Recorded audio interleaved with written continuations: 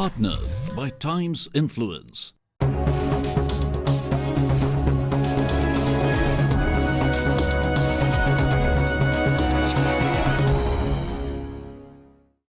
Hello and welcome to a brand new series titled The Economic Times in conversation with Asian business leaders, where I sit down for a heart-to-heart conversation with leaders of top organizations to find out what makes them tick, what is their leadership mantra, and what drives them to make their teams achieve more. On this opening episode, I'm in conversation with the Chairman and Managing Director of Total Oil India, Dilip Vaswani. Total South Asia is an industry luminary when it comes to the use of low-carbon energy solutions. We spoke to the Chairman and Managing Director Dilip Vaswani to understand how he's led Total in the ever-evolving sustainable energy space. You've spent 25 years in the Total Group. Tell me about that journey, 25 years in one mother organization. How's that been? I was working in Dubai. Yeah. I just moved there about a year and a half. And it was a weekend. My family was not with me, so I was in the office. I normally wouldn't have been in the office. And suddenly I heard a lot of commotion downstairs. So normally that commotion would have been handled by some middle-level staff. Right. I was a GM of my division. So I picked up the phone and asked, what's happening? So this customer's here and he's very upset. So I said, bring him up to me. And he happened to be the local head of ELF. And he had some problem with some things happening. So I told him that this is Friday, tomorrow, Friday and Saturday are holidays. Yeah. Sunday before lunch, your stuff will be done. And it got done. So he appreciated that very much. And then he came and contacted me and said, we're trying to get into India. We've not been able to succeed for the last few years. Can you help us? And that's how the journey started. But it's been a very interesting, very varied journey. What I mean by that is you've been around the globe in different parts of Total. How have you been able to adopt to those situations? You know, I started ELF in India. I was the first employee. I built the whole company. We started in 93. And 97, I moved to Paris. Right. Now that I can tell you was a big cultural shock. When you move to Paris, you do everything on your own. Of course. Plus the weather. I remember Plus the language. Plus the language. I worked for about 2 years in the head office in Paris. And when you're in the head office, it's a different world. When you're sitting away in a subsidiary, far away in a country like India, you don't really appreciate what's happening. Right. How does the head office work? So it was a great learning experience because that changed my whole concept. Because that gave me an idea of how big groups work. So when I moved from Paris to Singapore, which was my next assignment, I never used to get surprised with a lot of things which I used to get surprised with when I was in India. Right. Because now I had been 2 years in the head office in Paris and had seen how it works. And then Singapore was a different culture. When I was in Singapore, I started operations in Indonesia. I used to go and spend 1 week, 10 days in a month in Indonesia. I was acting as the MD of Southeast Asia in Singapore and acting as the MD of our operations in Indonesia. Right. Exactly the way I started India, I started Indonesia the same way. Coming back to the company, Total India, tell me a little bit about Total India. What's happening in India with the company? As is well known that we have activities in lubricants. We've been there, like I said, from 93. We have a strong presence in LPG, which is primarily as of now in south of India. Right. We have a few years ago entered into bitumen, which is a product which goes for making roads. Right. And then we have some special, what we call special fluids, which are like specialty products which go into applications like crop protection or into, drilling. So these are the 4 areas we are in currently. Hopefully, we have plans to grow. But fundamentally, there's one common thing, that people are people. They need to be respected. They need to have an environment where they are happy and motivated. So is that also your leadership style, your leadership mantra to let people grow and let them have this freedom as well in what they're doing? Absolutely. So what I do is when I go to a different country or I go to one of our different companies, the first thing is obviously you need to understand the country and the business locally. So you spend 6 months, 8 months being very involved. And globally talking, for me, what is most important is putting the right people in the right job. Right. I keep telling my teams that you must enjoy what you're doing. Because if you enjoy what you're doing, then you're not just doing a job. You will automatically excel. Correct. So that's something I try and look for. Right. That right person in the right job. Then you empower them. Once you know they have the capability, you empower them. And lastly, equally important, is the fact that you create the right environment in the office where people are happy and motivated to work.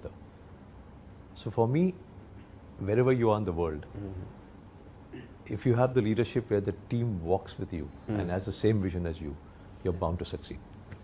So while you are, articulating this vision to the employees, it's also important to see what drives you as the leader. So what drives, I want you to look a little inward. What drives Dilip Vaswani? I enjoy what I do. Okay. I enjoy working. So having said that, very often if I have a stressful morning, when I reach the office, since I enjoy my work so much, the stress is taken out. And sometimes I joke with my staff, I say my job is to give stress, not take stress. I want to talk to you about another angle of Total, which is this CSR bit. So, and two things that I've read up about. One is about the Total Vengsarkar Cricket Academy, and I know you're a great cricket enthusiast as well. Tell me a little bit about the academy with Mr. Vengsarkar and Total. How did that come about? What's the aim behind that? So primarily, cricket is a passion in India. Oh yeah, for sure. It's like a religion. Why this academy?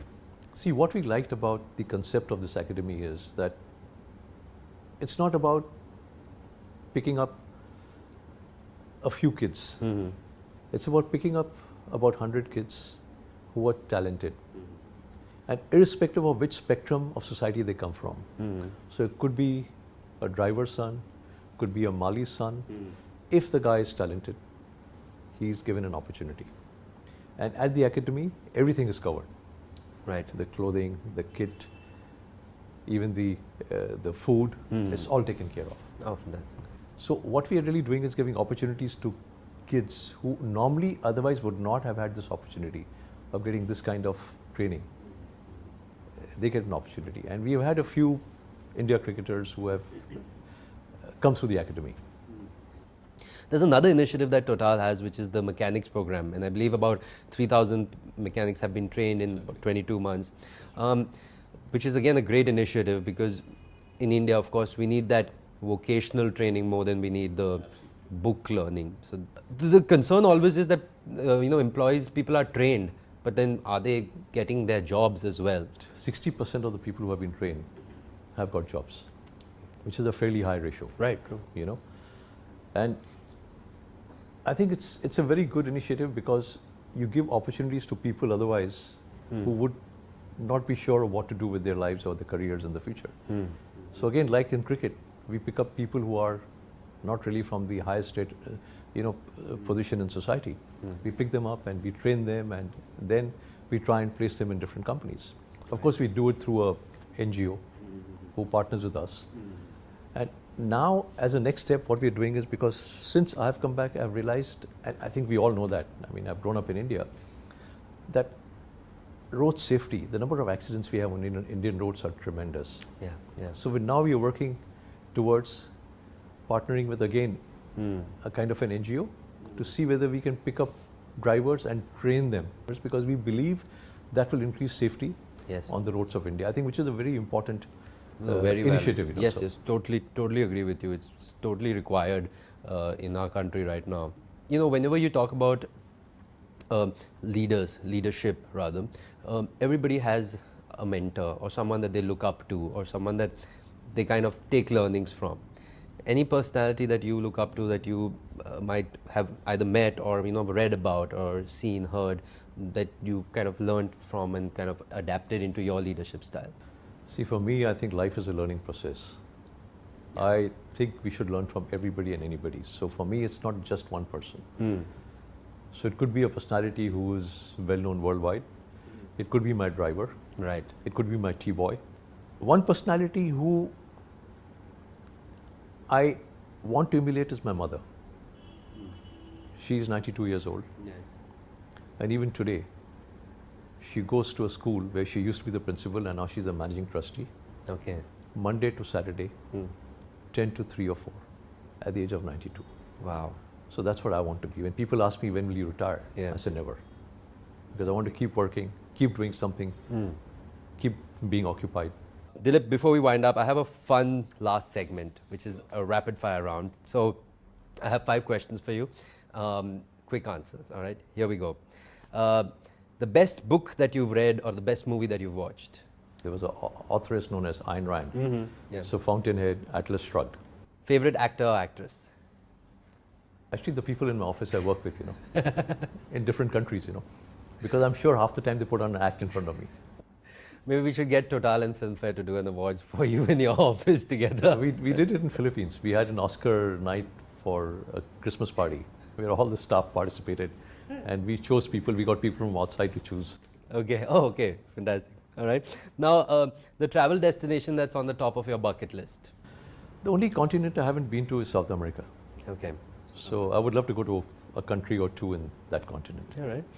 A superpower that you wish you had? To read people's minds. Ah, interesting. So I could do things to make them feel good. And finally, what would be your one-line message to the world which you would like put up on a billboard or a hoarding that everyone can read? Work hard, play hard, be happy. All right. Fantastic. Thank you so much, Dilip, for talking to us. It's been an absolute pleasure and an amazing learning experience for me as well. Thank you so much for having me on your show. Thank you. Great insights from Dilip Vaswani here on this episode of Economic Times in conversation with Asian business leaders. Don't go anywhere. It's time for a short break. We'll be back on the other side.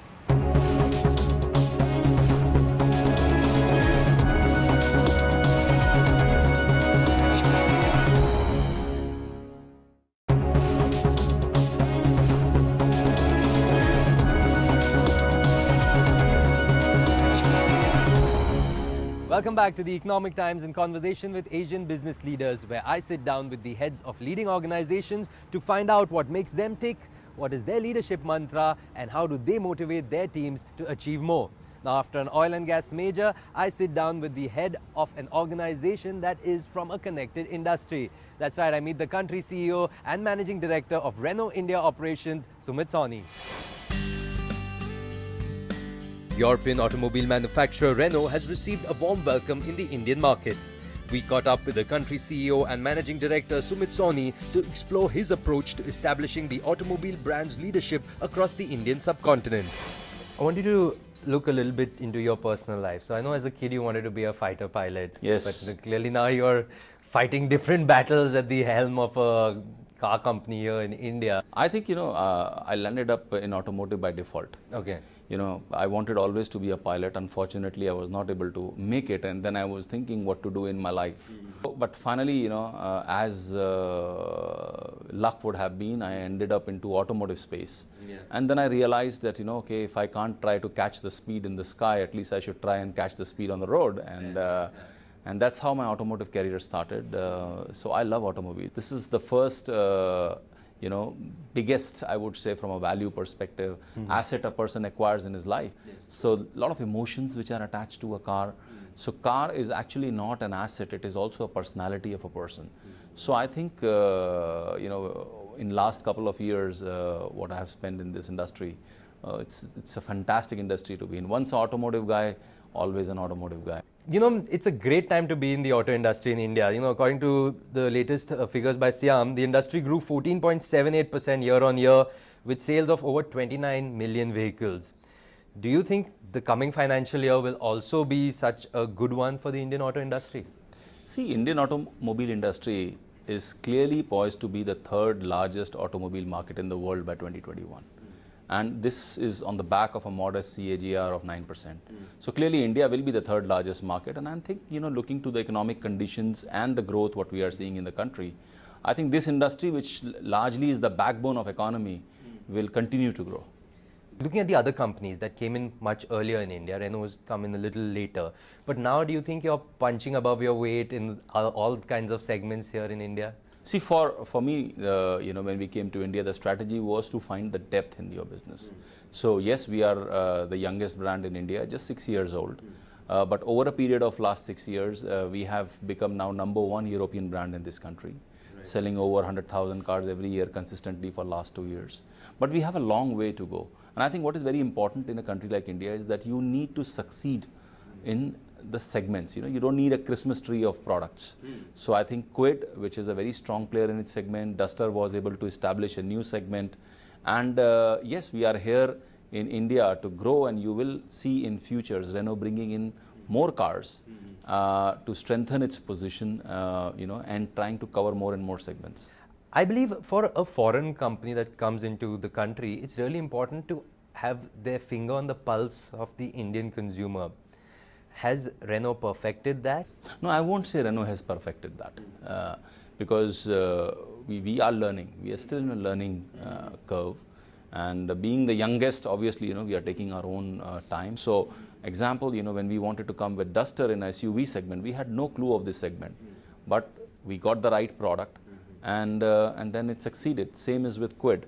So we have a long way to go, but I think we are in the right direction. There was one interview of yours where you said that culture will eat strategy for breakfast any day. How are you bringing about the culture, the correct culture that's required for the company through your leadership? How do you inspire, motivate your team?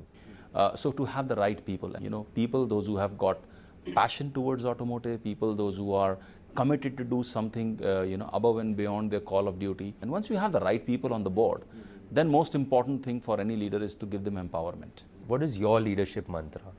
What do you think would it be? I would say, it's keep it simple. All right. And stay focused. That's very important. A lot of times we end up making too complex a situation.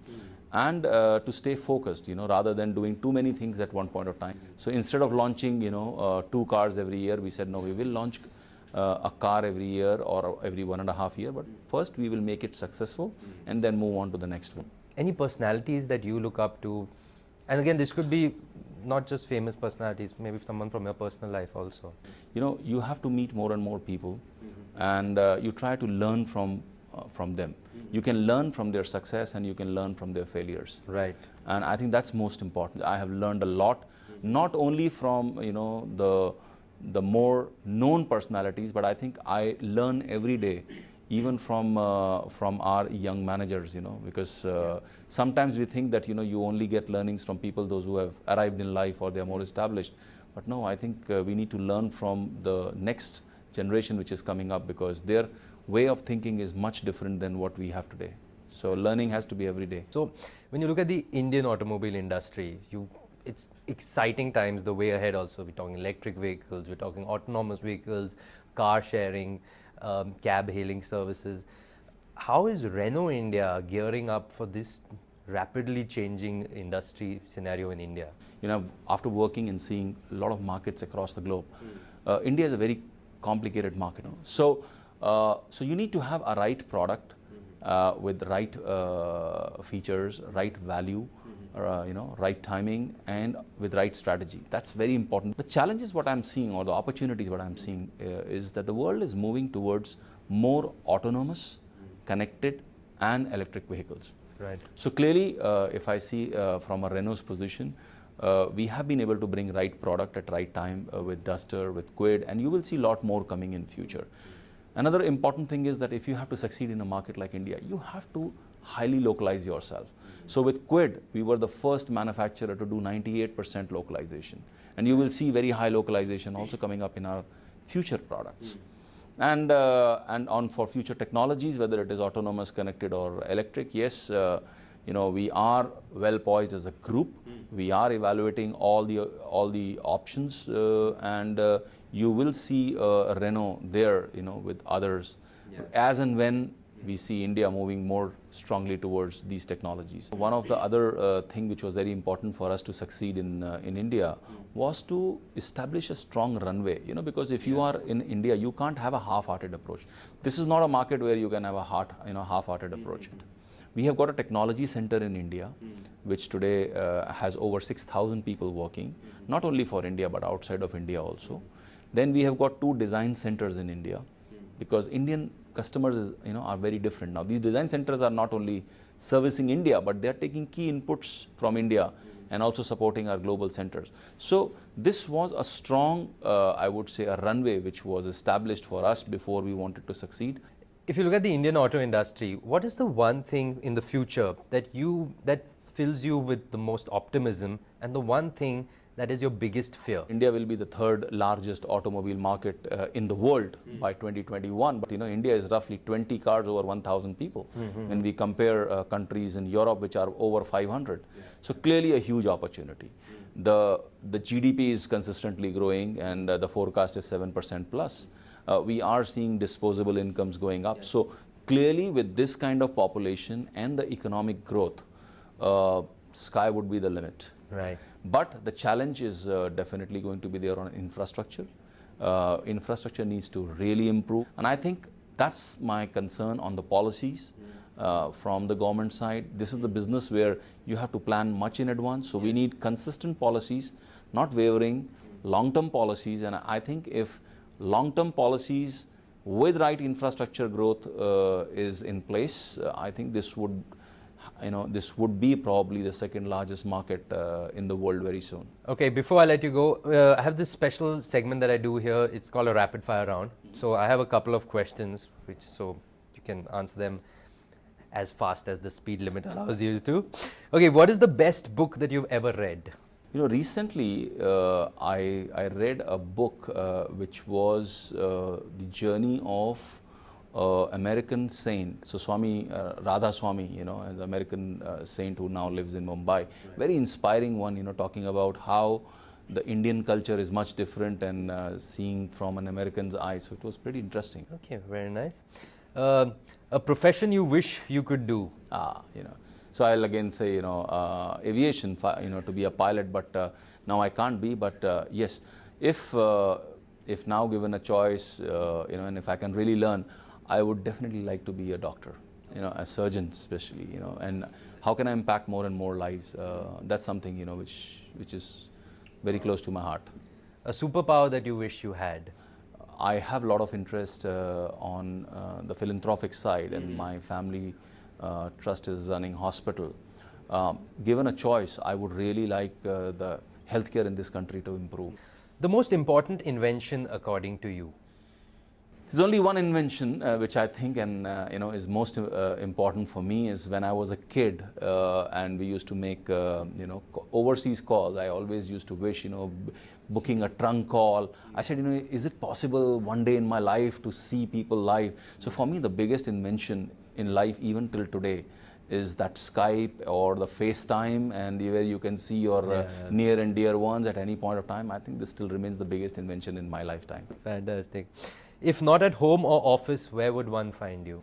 I try whenever I get time, so I definitely travel to this, rural healthcare initiative where I'm engaged very closely. So you will find me over weekends, right there, with people trying to understand, and my intention is that how can I at a personal level, impact more and more human lives. That's my goal. Well, now you know what drives Sumit Sawhney, the country CEO and Managing Director of Renault India Operations. Well, that's all the time that we have here on the Economic Times in conversation with Asian business leaders. But we'll be back next time with two other heads of leading organizations. Thank you so much for watching.